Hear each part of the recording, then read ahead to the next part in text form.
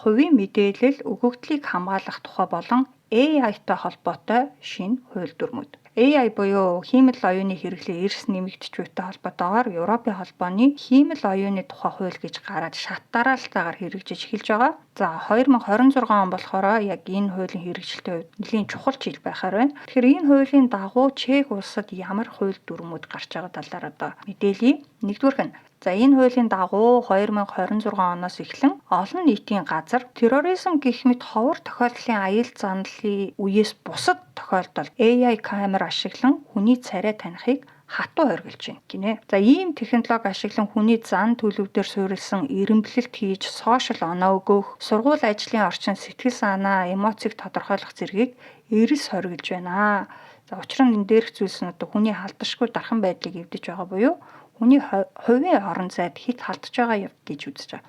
Жишээ нь нөгөө хятадд ингээд нөгөө AI камерууд ингээд хүмүүсийг хараад янз бүрийн нөгөө сошиал оноо өгч мөгдөг гэдээ яриад байдаг шүү дээ.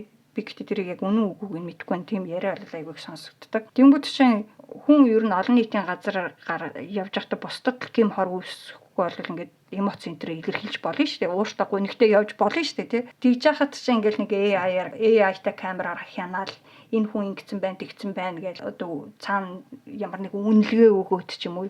Ингээд ахын бол хүний эрхэнд халдж ин гэж үзээд үнийг хуулиар хоригддаг болж байгаа юм байна. За дараагийн нэг өөрчлөлт болохоор хиймэл оюун ашиглагдсныг илэрхийлэх шошго. За ямар нэг зураг бичлэг гэх мэт контент нь AI юм уу deepfake ашигласан бол заавал тэрнийг нь мэдэгдэх юм тайлбар бичиг шошго тавих ёстой. За бас хэрэглэгчид үйлчилгээ үзүүлэхэд одоо AI-аар дамжуулж харьцаж байгаа бол одоо жишээ нөгөө нэг үйлчилгээний ажилтны оронд одоо чатботоор дандаа хариу өгдөг болоод байгаа шүү дээ, тийм тохиолдолд хэрэглэгчдээ одоо би манай байгууллага танд тэнхэн хүнээр биш чатботоор хариу өгж байгаа шүү гэдгийг заавал мэдэгддэг байх ёстой. За ийм үүрэг хүлээдэг болж байгаа. За ингэснээр одоо хэрэглэгч эсвэл одоо сошиал медиа дээр контент үзэж байгаа хүмүүст төөрөгдөлд орохгүй байх нөхцөл бүрднэ гэж үзэж байгаа. Тэгэхээр хэрвээ та бүхэн ч гэсэн өөрсдөө ингээд янз бүрийн бичлэг зураг ингээ AI-аар ч юм уу deepfake-ээр хийж байгаа болвол энэ AI-аар хийсэн гэдгээ заавал ингээд мэдэгдэх үүрэгтэй болж байна гэсэн үг байхгүй. Гэтэ ихэнх юунууд бол програмууд бол AI-аар хийсэн гэдэг юм бичгтээ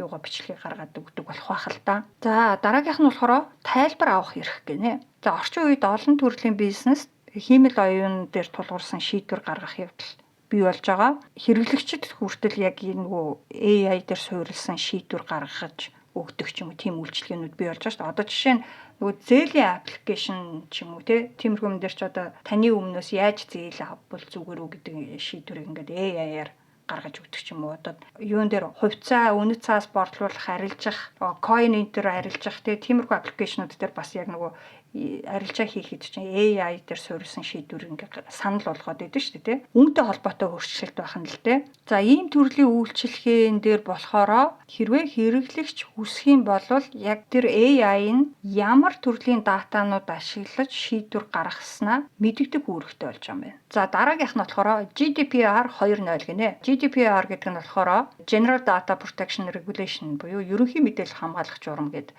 Европын албаны орнуудад одоо ер нь хувь хүний мэдээллийн аюулгүй байдлыг хангах үүднээс мөрддөг журам байдаг. За энэний шинжилсэн хувилбар буюу одоо 2.0 хувилбарт нь орж байгаа нэг том өөрчлөлт нь болохоор Data Act буюу өгөгдлийн тухай хууль. Энэ нь 9-р сарын 12-ноос хэрэгжиж эхлэх юм байна. За үүний дагуу хэрэглэгчийн мэдээллийг цуглуулж үйлдвэрлэгчид өгдөг төрлийн бүтээгдэхүүнүүдэд өгөгдөлд дамжуулж хуваалцдаг байх шаардлага тавигдж байгаа гэж. Юу гэсэн үг вэ гэхээр одоо жишээ нь нөгөө смарт хөргөөгч, смарт тоос ороогч гэл нөгөө смарт машин гэл одоо гэр ахуйн ч юм уу хувь хүний хэрэглээнд байдаг янз бүрийн төхөөрөмжүүд, бүтээгдэхүүнүүд чинь ингээд таны хувийн мэдээллийг ингээд таны зөвшөөрөлтөөр цуглуулдаг штеп. Тэгээ цуглуулад үйлдвэрлэгч рүүгээ явуулаад тэрэн дээрээс тулгуурлаад одоо бүтээгдэхүүнээ сайжруулах ч байд юм эсвэл танд ямар нэгэн шинэ функц санал болгодог ч юм уу тийм юмнууд байдаг шүү дээ.